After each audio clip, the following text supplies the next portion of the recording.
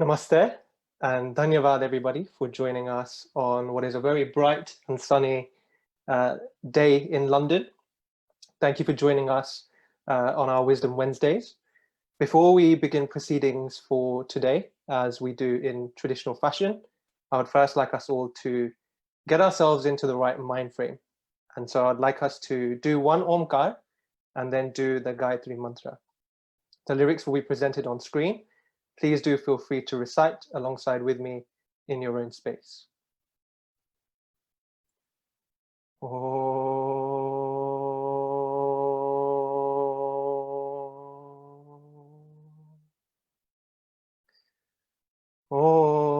Bhurbhuva Swaha Tatsaviturvarenyam Bhargo Devasya Dhimahi Dhiyo yo na prachodayat. Thank you, Sagar, for starting us off by invoking some calm and starting our proceedings for what's due to be another insightful conversation this evening. And thank you to all of our audience at home who have tuned in to join us for yet another Wisdom Wednesday in our Students and series. Our Students and series has been a range of discussions across various topics with a variety of speakers attempting to discuss around questions that students may ponder upon. And as we enter our discussion for this week, I'd just like to take the opportunity to run through our format for this evening and to introduce our student representatives and our guest speaker. So in terms of the format, we will begin with a 20 to 30 minute Q&A discussion with our guest speaker, after which we will open to your questions and thoughts as our audience. So please, we do encourage you to get involved, leave your questions, thoughts in the comments, and we will get back to them towards the back end of the session. And whilst you're there, don't forget to like and share this video so the discussion can reach your family and friends too. So now that we're all aware of our format, I'd like to introduce our guest speaker for this evening. Today, we are honored to be joined by Ravi Lakhani. Ravi Ji is a senior M&A analyst working for Pillbox Capital, and before this, he worked as a mortgage advisor. He's a graduate in a BSc Medicine from the University of Leicester, and also the Leicester chapter leader for Vichaar Manthan, an organisation who we as NHSF have collaborated with for our previous Vichaar Manthan on-campus events.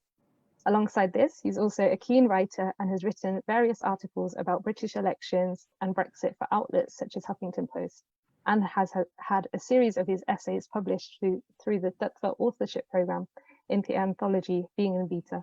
Namaste, Ravi Ji. Thank you for joining us this evening. Namaste, Kajol. Good to be here. And now introducing our students. So representing our students this week, we have Sagar Ghelani. Sagar is a graduate in Maths and Economics from the London School of Economics and is currently on our national committee as our national Sanskaar coordinator. And Namaste, Sagar.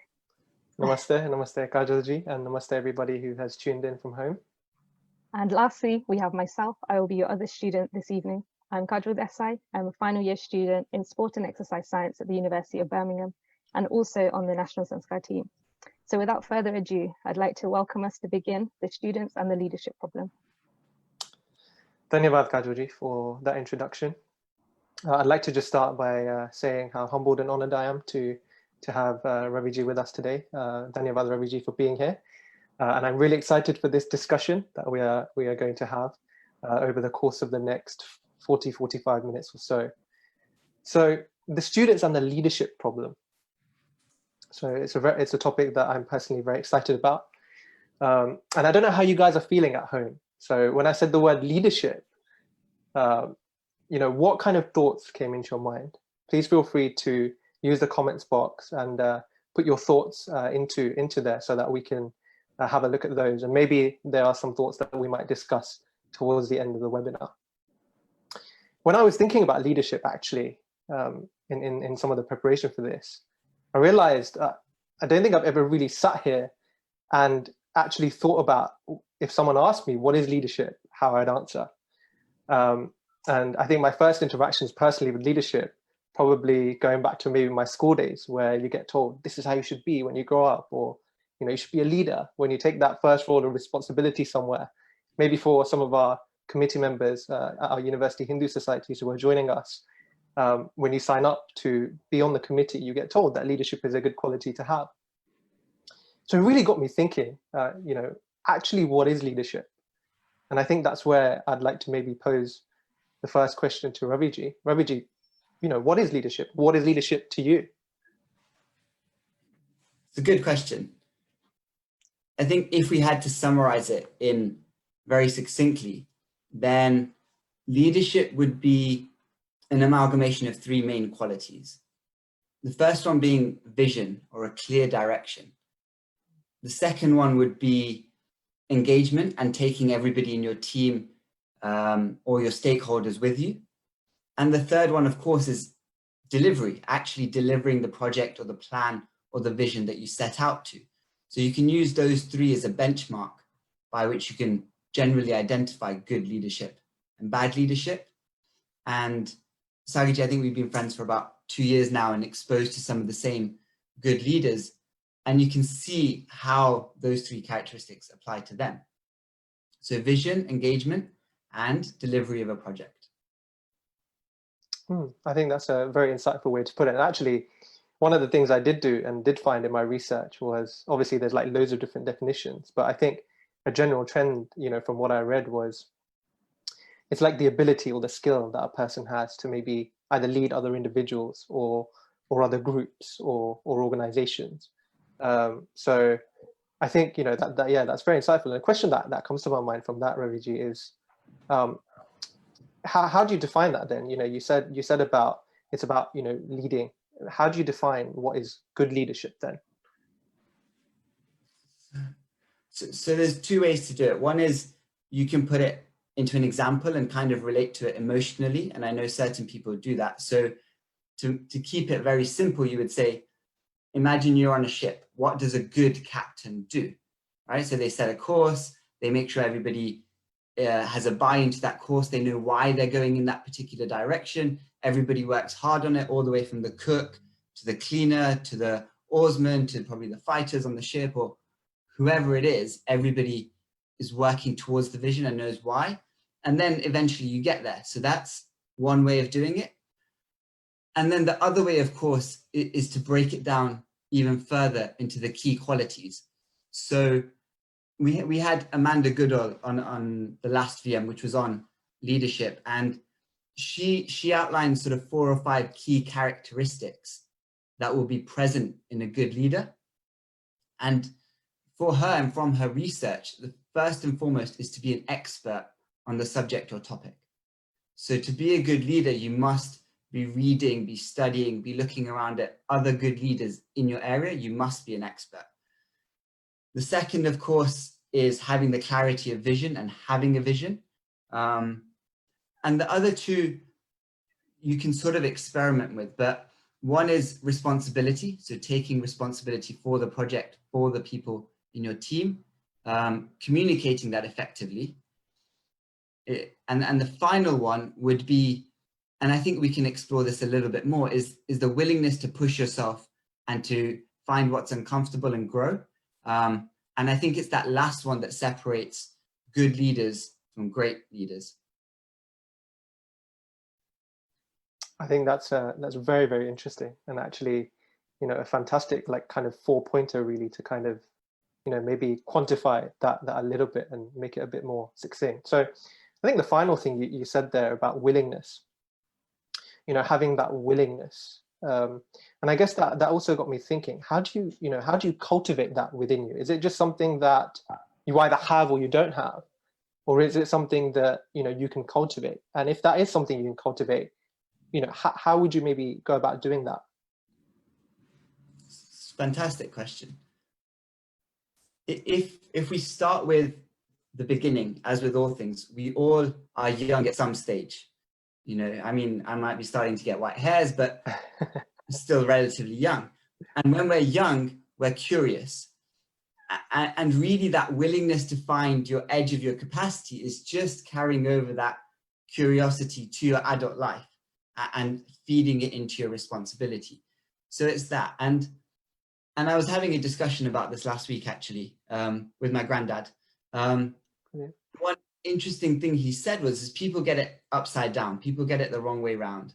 And what he means is when we're young, or even now, we don't Some people do, but necessarily you don't have to say, I want to be a great leader. It's a very odd way of thinking, hey, I want to be the captain or the leader of this thing. It's a little bit upside down.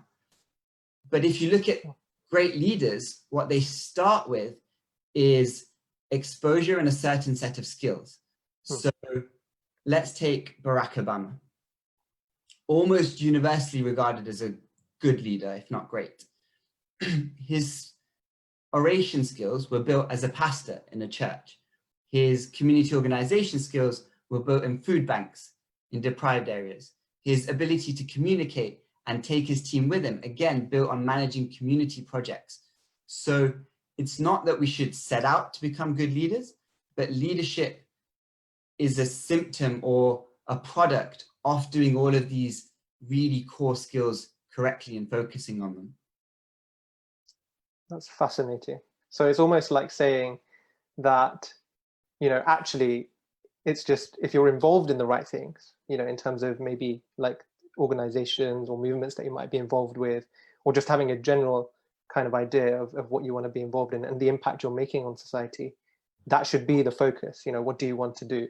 Rather than it being, you know, hey, I want to be a great leader, and so I'm going to do X, Y, and Z. It actually comes from the other way. You want to be really good at whatever it is that you're involved in. Obviously, then the other question can be, you know, how do you kind of maybe define that? You know, are there particular things that you'd say, maybe Raviji, that are good things to maybe be involved in? Or, you know, because I know you mentioned some examples there, Barack Obama being like a pastor in a church, and that led to him developing some really good skills that have helped him in developing that leadership, either known or unknown. So, you know, are you saying that maybe it's something we are already picking up in, you know, our student lives if we're students? Maybe we're just entering the working world. Are you saying that these are things that, you know, we might be subconsciously picking up as well? Certainly. I think when you break it down, if we break down having a vision, well, that's just the ability to understand the current situation and think ahead as to what I would like the situation to be. And then you work backwards on how we get there. That's all that vision is. So in the same way that you would do that in any other area, you just decide that, okay, I need to practice this. So how do I practice developing a vision? Well, okay, I think we're here. Let me share that with someone and say, hey, I think we're here. Does this match your analysis of where we are? Hey, I think we should go here. Do you think so too? Why not? It's very basic stuff and it's simple. But as you say, it's just the basic things that have to be done. There's certainly some common characteristics. So you're currently chairing, your public speak, you'll lead your local NHSF chapter. Sure. All of these seemingly small tasks or challenges actually build our capacity. And what happens is when you organize something like a VMC, it stretches it a little bit more. So one key idea that we have in Vichaar Manthan is that the vision should be very long. But for engagement, it should only be one step ahead. It's only where are we now and what's the one step ahead that we need to go.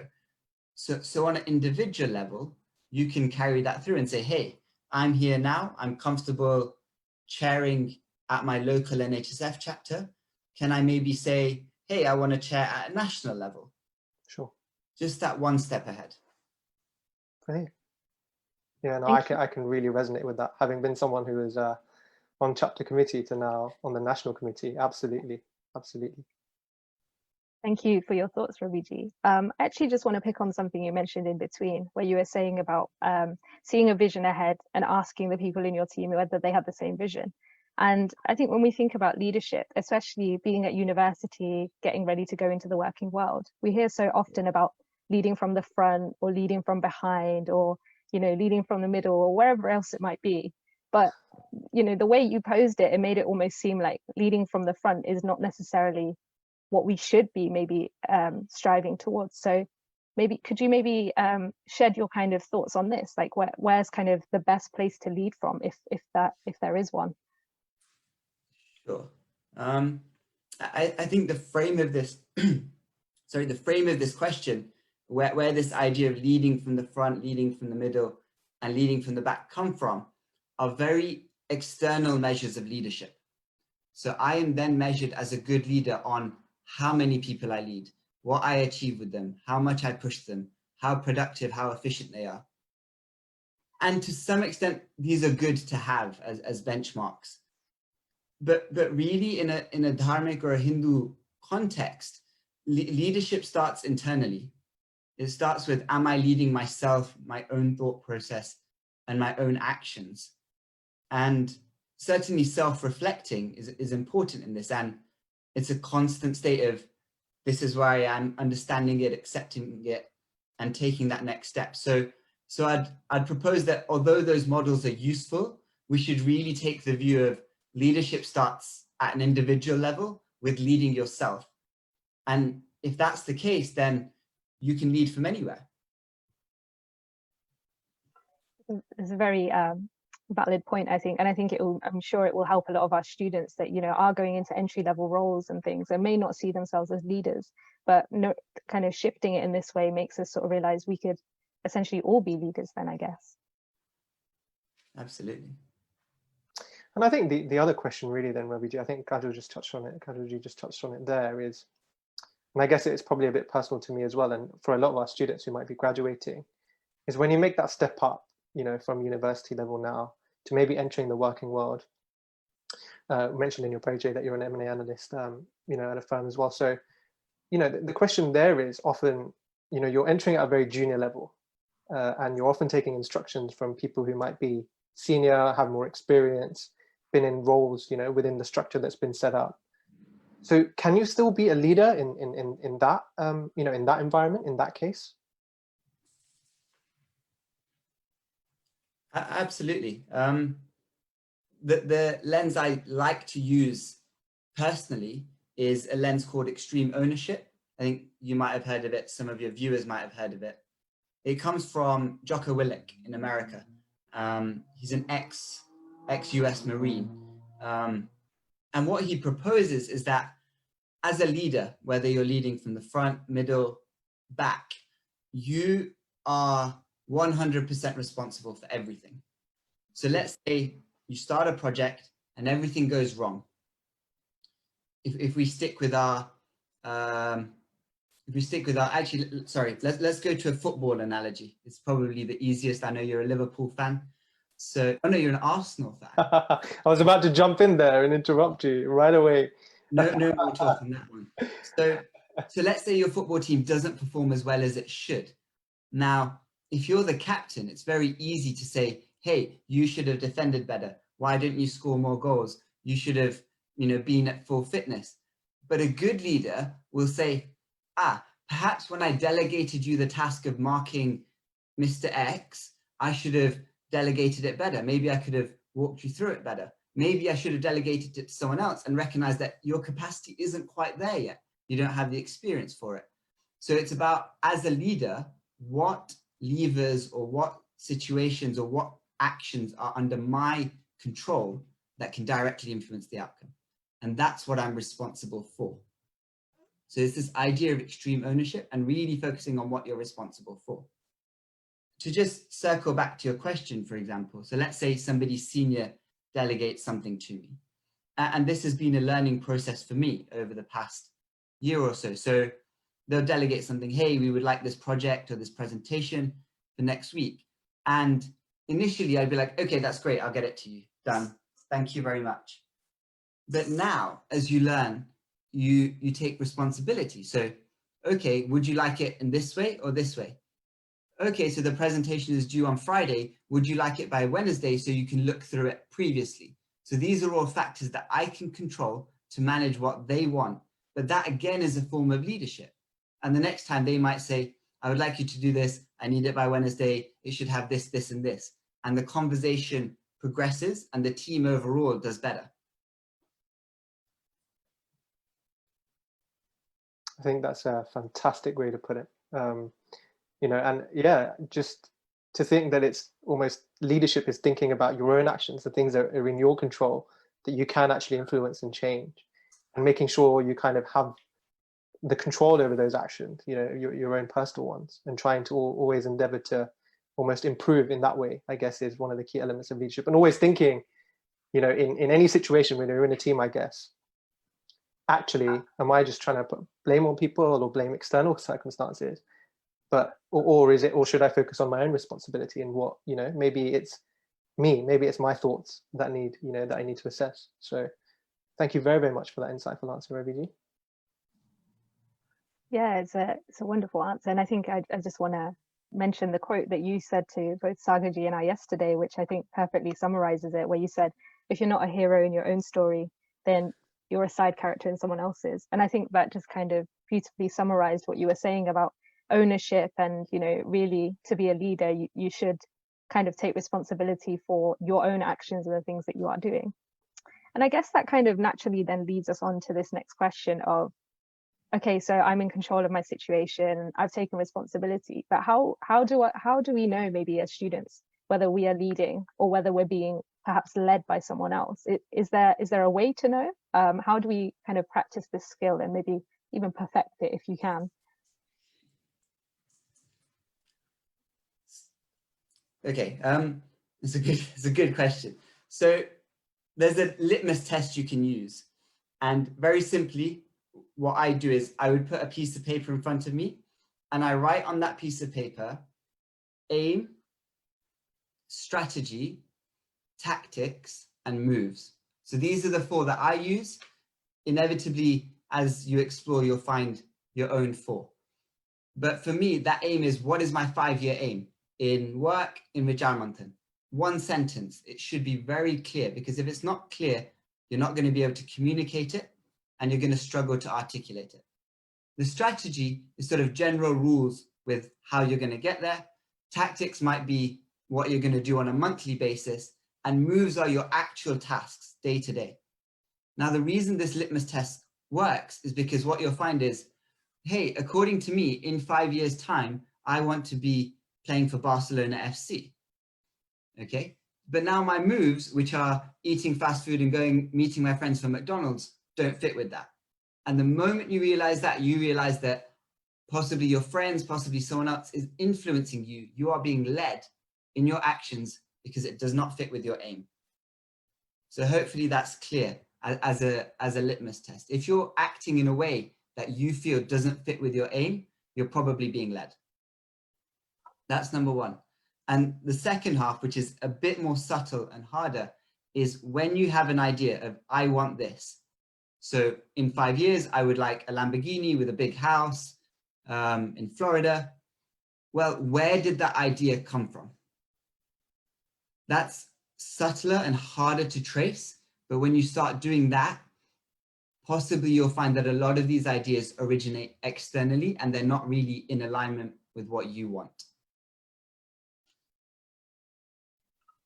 Thank you for that. I think that's definitely a framework that I'll be beginning to reflect upon as I finish my university life. Brilliant. And again, I think just the way you put it there, Ravi, your aims, and then you think about, the moves you can make to achieve those. But I guess one thing that I might put out there as well is, especially when you're entering, maybe like a work organization, again, I'll bring it back to, or some form of organization that already exists, that already has a way, that already has some ideas, which might have already influenced the way in which the organization works and what the aim is. How do you kind of then, slot into that? Are you saying that maybe, let's just say you're a part of an organization at work or a university, and maybe you realize actually the aims of this don't really align with my own? How do you navigate a situation like that? Is the answer always to just say, okay, I don't really fit here? Because I think that's something we see quite a lot of, don't we? We see a lot of people maybe thinking, right, I'm just not going to go in that direction, or I'm a part of this, but I've realized it doesn't quite align, so I'm just going to, put it to a side. Yeah, I think that's very tough, and as you've sort of suggested or pointed towards, it's not an easy decision at all. Many factors to consider. Again, if we want, I know we have limited time, so if we want to simplify it, the questions I would use are these. Internally, I would say, does this help me flourish? Does this help me maximize my capacity so that I can contribute to society or those around me? So that would be my own personal question. Does this environment, is it conducive to me flourishing? And I think NHSF have had Manthans and ideas on sort of kushalasthiti and akushalasthiti. So is this environment conducive to a wholesome state of mind and me, flourishing? So it's that idea. And the second idea, which is when you find it really challenging, but it might actually be conducive to you flourishing, you just have to get through it, is to then start to think about things bigger than yourself. So when it's really hard, you start to go, okay, what do I have to do in this situation for those around me to flourish? Because it's very hard. Let's say, and the example I like to use is waking up at 6 a.m. It's really hard. Pretty much everybody finds it tough. If I wake up at 6 a.m. and I go, okay, I have lots of Vichaar Manthan work to do, but if I don't do it, it only damages me, I might be tempted not to do it. But the moment I ask the question as a leader, does this help? How do I help those around me flourish? Well, all of a sudden, if I don't get up at 6 and do my work, I'm letting other people down. And that just tips you over and helps you decide whether to stay in that tough environment or decide, actually, I need to move somewhere else and I can contribute better somewhere else.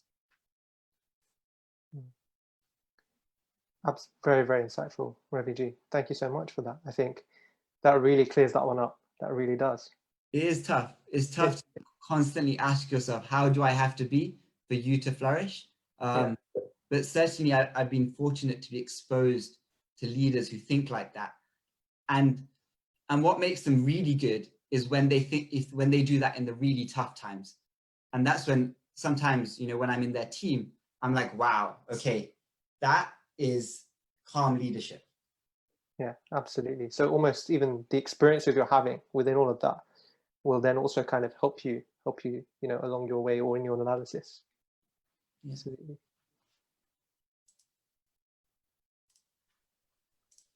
Thank you for that. And I guess that kind of leads us on to, we've spoken a bit about Vichaar Manthan, and we know you've got the Sustainable Narratives Conference come up. And I know we had a bit of a conversation with the three of us yesterday about this.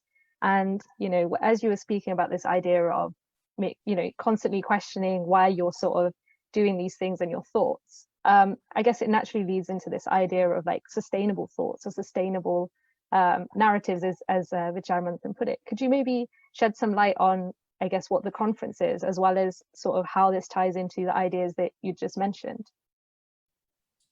Sure.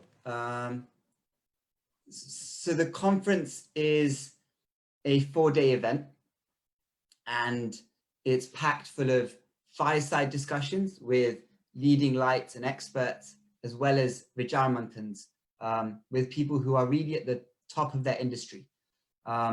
So people like Ram Madhav, Shashi Tharoor, Eric Longerman, and the idea, and we're in a very privileged position actually as people who exist within the framework of Hindu thought, in that we're totally free to explore and really explore earnestly.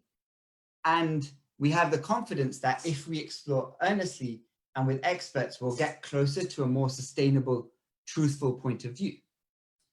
And that's a massive privilege and responsibility.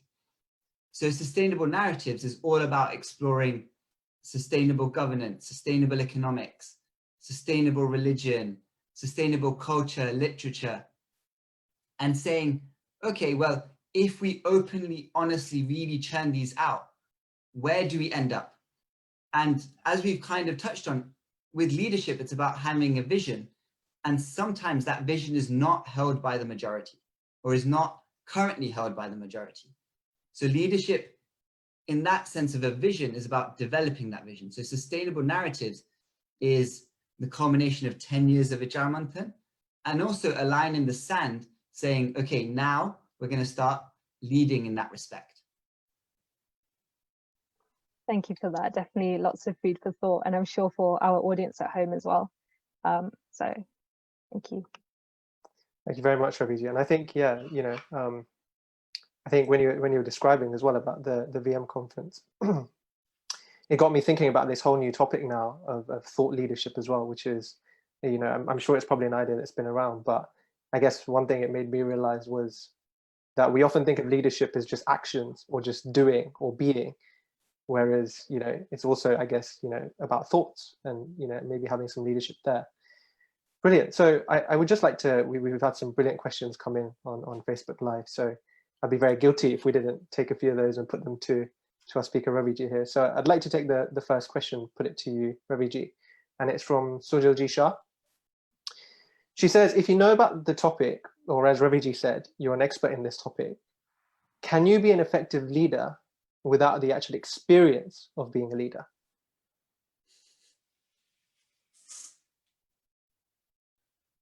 Wow, NHSF doesn't pull any punches, huh? Yes, I suppose you can. I don't think I'm experienced enough to really give you a definitive answer. If I was forced to, I'd say yes, if you were open to the experiences you were having as you went through that process and you took your team's ideas on board. Yeah, I think it would be a process of evolution and having the patience to say, okay, I'm an expert in this. I may not have the leadership skills, but I'm willing to take the time and listen to help them develop. And I certainly have to remind myself quite a lot to try and do that and say, hey, what is the lesson for me here?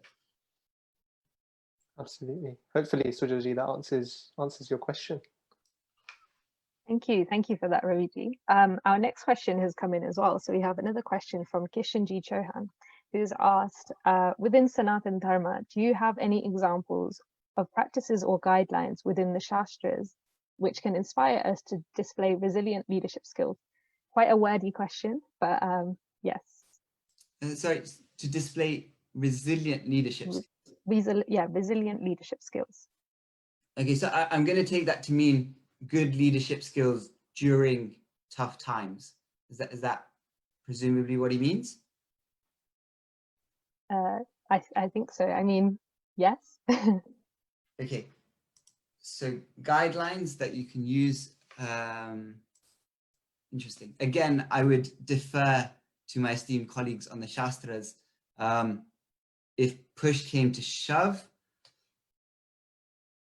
no, I'm going to leave that one for the Shastric experts, actually. But if we maybe take away just the Shastras aspect, I don't know if you have sure. any. I'd say a goal greater than yourself. And the example I would use is the Ramayana. So Ram was more than capable of going to Lanka with some surgical strike, taking out Ravan, bringing Sita back, and job done, right? But he didn't. And the reason he didn't is because he was working towards an idea of dharma, or an idea bigger than himself. And it's in this that you find resilient leadership. And I mean, the Shastras are littered with it. Ram gets sent to the forest for 14 years. I think all you would have to do is, again, pick up a book and read, and you would find that the Shastras are completely littered with examples of resilient leadership in the toughest of times. Thank you, Raviji. I think I really like this idea of leadership being something that's both personal, but also how we can maybe contribute to something wider than ourselves. I really like that idea. Thank you, Raviji. We've got another one that's come through as well, and this one's from Sumit G. Sharma. And he asks, how do we identify within us bad leadership? It's a very interesting question, Sumit Ji. Dhanyavad for sending that one through. Fantastic. Again, if we stick with our internal external paradigm that we're using, one would be to have internal measures. And we do this in private equity all the time. So we say we have to hit this measure, this measure, this measure, and this measure, and there's no negotiating on that. So you have an external set of criteria by which you have to abide. And the Ramayana is a good place to go because the Ramayana is relatively black and white for this. There's little to no gray area. And the second is surrounding yourself with the right people. And again, so in NHSF, Vichaar Manthan, generally we're fortunate enough to be surrounded with genuine friends who care about us. So when you do something, when you chair, when you give a speech, when you lead a project, they'll say, yes, well done. But the really good friends will be like, hey, I know you're capable of this. Why don't you try doing this different process next time? Or maybe you should read about this and it will help you with this problem that I saw that you're having. And it's just about actively being open to that. So you'll have personalities that are close to that and think, I know these things. And you'll have these personalities that are always looking for that. How do I improve 1%? How do I improve 1%? And they will naturally surround themselves with the right people.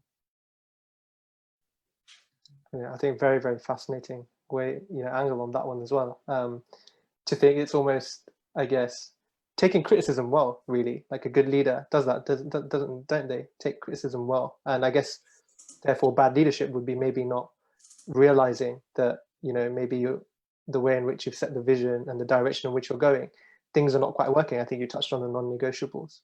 There's a habit, and I'm going to call it a habit because it's changeable, but we have to recognize it in ourselves.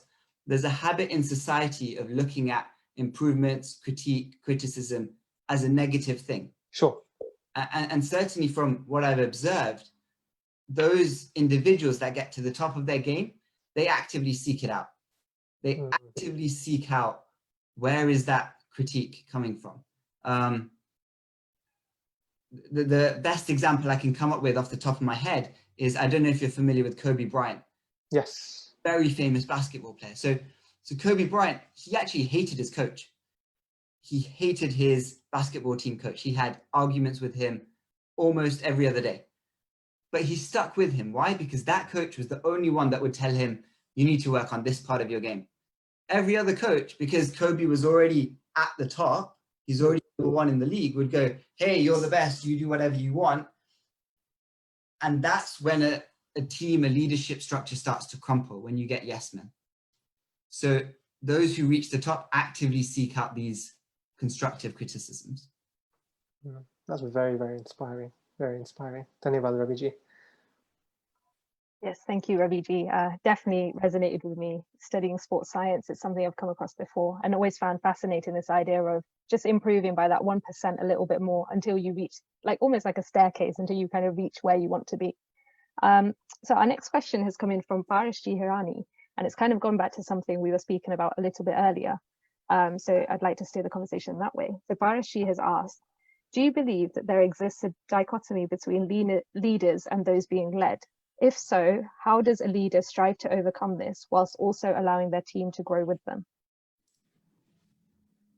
I'm not sure I fully understand the question. Is there a dichotomy between those who are leading and being led? And how does the leader empower people in his team to lead? I think so, yes. Yeah. Okay. So in a short answer, no, I don't think there's a dichotomy. I think there can be a perceived dichotomy, but as we've discussed, leadership exists at every single level. And we've certainly seen that within the Vichaar Manthan team. There are individuals, Vichaar Manthan has been going for 10 years.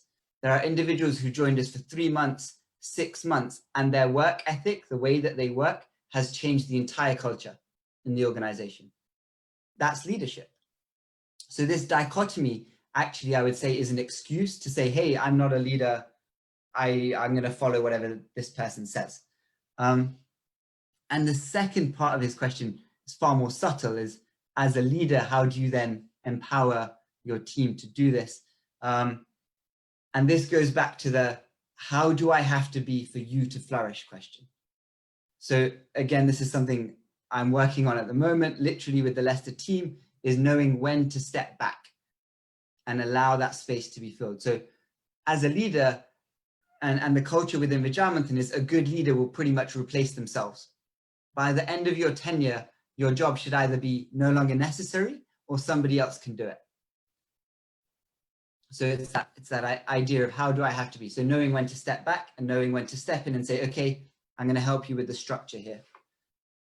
Definitely a refreshing idea, because I think so often we hear about leadership being, that person that is always speaking, always doing and things, and it's refreshing to hear that actually perhaps good leadership is quite the opposite. Perhaps good leadership is actually encouraging others to take that on. So yeah, thank you, Ravi ji. I think we have potentially one more. And yeah, I'd like to put that to you, Ravi. This question has been asked by Hoshiaji Sri Ramesh. And he asks, how does a leader manage the diversity and the plethora and differences of thought and opinion within an organization to then, point everyone in the same direction? So I think there's a big, agenda when it comes to diversity and inclusion in today's times as well, which is great. So how does a leader manage those differences, the diversity and the differences in opinions to point in this one direction? Okay. So there was a study done recently. The quote is on the Vichaar Manthan Facebook page. Shameless plug here. But the study basically shows that those nations who had greater diversity in ideas and systems performed far better coming out of COVID. So the first thing you want to do is not eliminate your diversity and capitalize on it. And the second part is, again, from what I've read and what I've experienced, is this idea of why. So a leader who turns around and says, hey, we're going to do this, they might get that particular thing done. But you'll have a problem because somebody in that team who's from a possibly different idea or a diverse frame of thought will go, why are we doing it that way? I don't get it. This is rubbish. I'm going to do it anyway, but I'm going to complain the whole way through, and I'm going to do it at 60% of my capacity. So good leaders will explain why, number one. And number two, good leaders will also ask why. So if my boss tells me to do something and I have to delegate it, and I don't understand what they've told me to do, and I delegate it, there's a problem. So a good leader will go, why are we doing that way? Until they understand it, until you have clarity on that vision. And only when you have clarity and you can share that clarity and take everybody with you, will your organization move together. So I'd say the answer lies in why and sharing that why, and having the patience to have those discussions, because inevitably in that diversity, you might come across someone and you say, hey, we're going to do this with our sales team because X, Y, Z. And they turn around and go, hey, we did that in our last company and it doesn't work. So that why is important, not only for good delegation, feeding down the chain, but also leading up the chain. So two-way leadership. Thank you very, very much for that insightful answer, Ravi Ji. And absolutely, I think, from your answer, what stood out to me was the journey aspect, that it's almost everyone is, going through a journey. So maybe even within an organization, there is diversity and there might be, differences in opinion, but it's that journey. And I guess understanding the why might help people through that journey to eventually reach a position where they might be all on one page, if that's ever possible entirely. So I think that's another question in its entirety. Right, so I'm getting some nudges for time now. So Dhanyavad, and thank you every single person who has engaged with us, asked us questions, shared their thoughts on the Facebook Live. We will, as ever, endeavor to get those questions answered off the back of this as well, where we can. But just to close today's insightful discussion, I would just like to grab some key takeaways from us who have been involved with this. So first and foremost, Kajol, would you like to give us some of your key takeaways or things you've learned throughout this? Sure, thank you, Sagar. I think something that stood out for me was this idea of kind of self-leadership and this idea of just slowly improving, because as I mentioned earlier, it's so often we think about leadership being, you have to be the top of your game and all of these things, and maybe almost externally attributing it rather than internally. So I really like this idea of, leadership starts within yourself before elsewhere, and also kind of then taking that outwardly and serving something bigger than yourself as well. I think that would be my takeaway. Brilliant. Thank you so much, Kajol. And likewise, if I may also give some of my takeaways. So I think there were two things that stood out to me that really hit home. I think the first one was about, what type of thoughts or ideas should lead us, if I may say, or we should say are worthy of us being led from. And I would say, I think Ravi, you put it very well. It's those ideas that make us think about something bigger than ourselves. So not the things which are self-focused, miniature, but things which are focused on things which are bigger than us, and think about the greater and the wider good of society. And I think the second one, which might be more of a personal one as well, I guess, is the discussion we had earlier on, and Ravi, you gave a fantastic insight about how a good leader is one who receives criticism well, is the one who actually seeks it, not just receives it well, but is the one who seeks it. So actively goes out there and says, actually, what am I not doing that's so great? And someone who has that attitude can really develop into a good leader. So I think those two would be my key takeaways. And I'm very inspired at this moment in time. So hopefully everyone else is at home too. Finally, Ravi, would you also like to give some of your key takeaways? I think, thank you for inviting me on the platform. It's been an engaging and certainly forced me to structure my views and explain them clearly. I really like this idea of internal and external leadership that we picked up on. And again, if we were to summarize that, just being realistic with yourself, where you are, and going that one step ahead, and being realistic with where your team is, where your project is, and going one step ahead. And as you said, recognizing the process that still remains and that will remain for a long time.